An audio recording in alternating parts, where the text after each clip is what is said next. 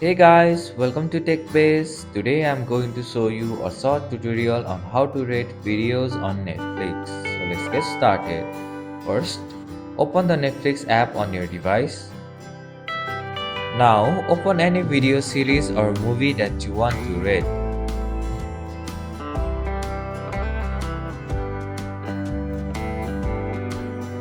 Here, you can see the rate option with a thumbs up icon. Simply tap on it. After tapping the thumbs up icon, three options will appear. Not for me, I like this and love this.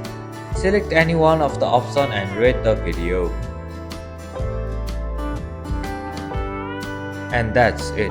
This is how you can rate videos on Netflix. Thank you for watching TechBase. I hope this video was helpful. If it was, then hit the like button and comment down if you have any questions or feedback.